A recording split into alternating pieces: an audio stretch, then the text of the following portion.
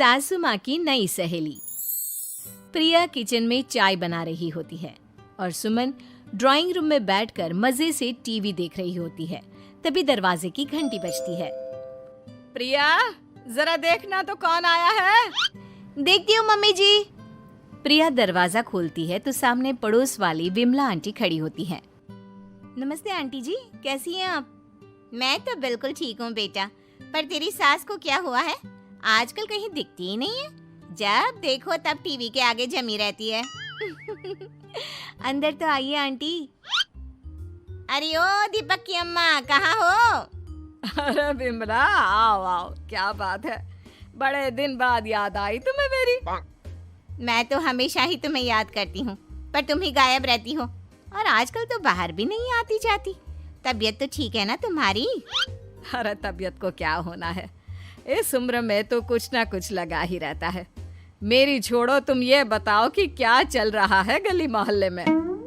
तुम गली मोहल्ले की छोड़ो, चल तो तुम्हारे पड़ोस में रहा है। तुम्हारी नई सहेली आई है। मेरी कौन सी नई सहेली? मैं तो यहाँ बस तुमसे बातचीत कर लेती हूँ या फिर बाजू वाली शर्मा की बहू से दो चार बातें कर लेती हूँ। इसीलिए तो कहा कि तेरी नई सहेली आई है। अब कोई पड़ोस में आया है तो बात तो होनी ही है। कम से कम इसी बहाने हमारा भी एक ग्रुप बन जाएगा। फिर सब मिलकर अपनी बहुओं की शिकायतें किया करेंगे। दोनों हंसने लगते हैं। तभी प्रिया चाय लेकर आती है और सामने टेबल पर रख देती है। दोनों चाय पीती हैं और बातें करते हैं। चलो मैं चलती हूँ, अब कल मिलते हैं। राम राम। अगले दिन प्रिया किचन में कुछ काम कर रही होती है और सुमन आराम से सोफे पर बैठकर मटर छिल रही होती है। तभी डोरबेल बजती है। प्रिया दरवाजा खोलती है तो सामने उनकी नई पड़ोसन खड़ी होती है। जी, आप कौन? मैंने पहचाना नहीं। नमस्ते बेटा, मैं शारदा, आपके बगल वाले घर में अभी 2-4 दिन पहले ही शिफ्ट हुए हैं। ओह अच्छा अच्छा अच्छा, नमस्ते आंटी, अंदर आइए ना आप। देखिए तो मम्मी जी, आज कौन आया है। इतना कहकर प्रिया किचन में चाय बनाने चली जाती है। नई पड़ोसन को घर पे देखकर सुमन थोड़ा हैरान हो जाती है। नमस्ते बहन जी, मैं शारदा, आपकी नई पड़ोसन। अच्छा अच्छा, आप हैं हमारी नई पड़ोसन। आइए आइए, और बताइए कैसी हैं आप? जी बिल्कुल ठीक हूँ। वो दरअसल घर पर छोटी सी पूजा रखवाई थी, बस उसी का प्रसाद देने चली आई। सोचा इसी बहाने नए पड़ोसियों से भी मुलाकात हो जाएगी। ये तो बहुत अच्छा सोचा आपने। सुमन प्रिया को आवाज लगाती है। अरे ओ बहू, जरा चाय पानी का तो आके पूछ लो। ये आजकल की बहुएं भी ना, जब तक बोलो नहीं तब तक कुछ नहीं करेंगी। आई मम्मी जी। प्रिया चाय लेकर आती है। दोनों बैठकर चाय पीती हैं और खूब सारी बातें करती हैं। अच्छा बहन जी, अब मैं चलती हूँ, फिर मिलते हैं। अब तो आना जाना लगा ही रहेगा। शारदा के जाने के बाद प्रिया किचन से बाहर आती है। क्या बात है मम्मी जी, आप दोनों को देखकर तो लगा ही नहीं कि पहली बार मिल रही हो। आप दोनों तो बिल्कुल बिछड़ी हुई सहेलियों की तरह बातें कर रही थी। अरे जब दो औरतें मिल जाती है ना, तो बातें अपने आप ही निकल आती है। अब तू अपने काम पर ध्यान दे, बातों पे नहीं। ऐसे ही कुछ दिन बीत जाते हैं। अब सुमन और शारदा अच्छी सहेलियां बन गई होती हैं। दोनों एक साथ मंदिर जाती, मार्केट जाती और कभी कभी तो विमला भी इनके साथ मिलकर खूब हंसी ठिठोली करती। एक शाम तीनों बैठकर सुमन के घर पर चाय पी रही होती हैं कि तभी बहुत तेज बारिश शुरू हो जाती है। सुमन जोर से प्रिया को आवाज लगाती है। प्रिया, ओ प्रिया, देख कितनी तेज बारिश हो रही है। जाके छत से सारे कपड़े ले आ, नहीं तो सब भीग जाएंगे। सुमन 2 बार आवाज लगाती है लेकिन प्रिया का कोई जवाब नहीं आता। शायद प्रिया कुछ काम कर रही है, इसीलिए कुछ जवाब नहीं दे रही।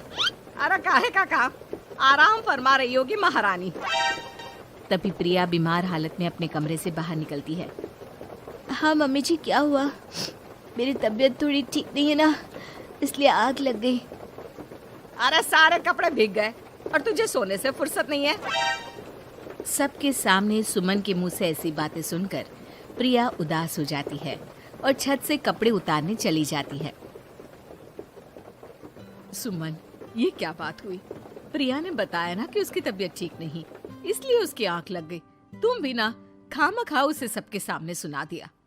अरे आप नहीं जानती शारदा जी, कुछ बहुएं ना बहुत आलसी होती है, घर का एक काम नहीं करना चाहती। ऐसा नहीं है सुमन, तुम्हारी बहू तो बहुत प्यारी है, तुम्हारी सारी बात भी तो मानती है।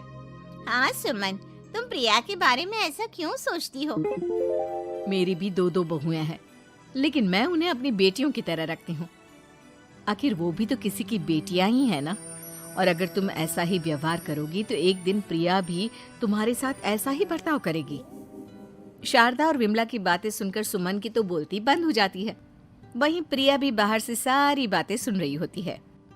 अरे मैं कोई उसकी दुश्मन थोड़ी ना हूँ, मैं भी उसकी माँ हूँ, लेकिन कभी कभी सास बनना पड़ता है, नहीं तो बहुएं हाथ से निकल जाती है। देखो सुमन, ये सब सोच का फर्क है। अगर तुम ये सोचोगी तो कभी प्रिया को अपनी बेटी नहीं बना पाओगी। इतना कहकर शारदा और विमला वहां से चली जाती हैं और सुमन अकेले बैठकर उनकी बातें सोचने लगती है। अगले दिन प्रिया और दीपक अपने कमरे में बैठकर बात कर रहे होते हैं और सुमन उनके कमरे के बाहर कुछ काम कर रही होती है और उन दोनों की बातें सुन लेती है। दीपक, तुम्हें पता है हमारे पड़ोस में जो शारदा आंटी है ना, बहुत अच्छी हैं। अच्छा, ऐसा क्या हो गया जो तुम्हें वो इतनी अच्छी लगने लग गई? कुछ खास नहीं, बस कल जब मम्मी जी मुझे सबके सामने सुना रही थी तो शारदा आंटी ने मेरा साथ दिया। मैं तो सच में हैरान ही रह गई थी जब उन्होंने मम्मी जी को मुझसे ऐसा बर्ताव करने के लिए मना किया। अच्छा, फिर क्या हुआ? होना क्या था, शारदा आंटी तो मम्मी जी को समझा ही रही थी कि बहू को भी बेटी की तरह ही रखना चाहिए, लेकिन मम्मी जी तो मम्मी जी है ना, उन्हें तो मुझ में हमेशा कमी ही दिखती है। काश मुझे भी शारदा आंटी जैसी सास मिली होती जो मुझे भी अपनी बेटी जैसी समझती। सुमन ये सब सुनकर बहुत उदास हो जाती है और वहां से चली जाती है। प्रिया की बातें सुमन के कानों में बार बार गूंज रही थी। उसे बहुत शर्मिंदगी महसूस हो रही थी कि उसने प्रिया के साथ बहुत गलत किया है। अगले दिन सुमन शारदा और विमला को बुलाती है। क्या बात है सुमन, आज तूने ऐसे अचानक क्यों बुलाया? सब ठीक तो है ना? हाँ हाँ, सब ठीक है, तुम दोनों बैठो तो सही। तब तक दीपक और उसके पापा भी आ जाते हैं। प्रिया, तुम भी आ जाओ। क्या हुआ मम्मी जी, आपने बुलाया? हाँ प्रिया बेटा, मैं आज सबके सामने तुमसे माफी मांगना चाहती हूँ। मैंने आज तक तुम्हारे साथ बहुत बुरा व्यवहार किया है, लेकिन तुमने कभी भी मेरे साथ बुरा बर्ताव नहीं किया। मुझे अपनी गलती का एहसास हो गया है, हो सके तो मुझे माफ कर देना। प्रिया अपनी सास की बातें सुनकर हैरान हो जाती है। उसकी आंखों में आंसू आ जाते हैं। प्लीज मम्मी जी, आप मुझसे माफी मत मांगिए, मैं भी आपकी बेटी ही हूँ। वैसे एक थैंक यू तो मेरी नई सहेली को भी बनता है, जिसकी वजह से मुझे मेरी गलती का एहसास हुआ। शारदा बहन, आपका बहुत बहुत शुक्रिया जो आपने मेरी आंखें खोल दी। अरे क्या सुमन, तुम भी ना? तो फिर इसी बात पर चाय और पकोड़े हो जाए? हाँ हाँ, क्यों नहीं।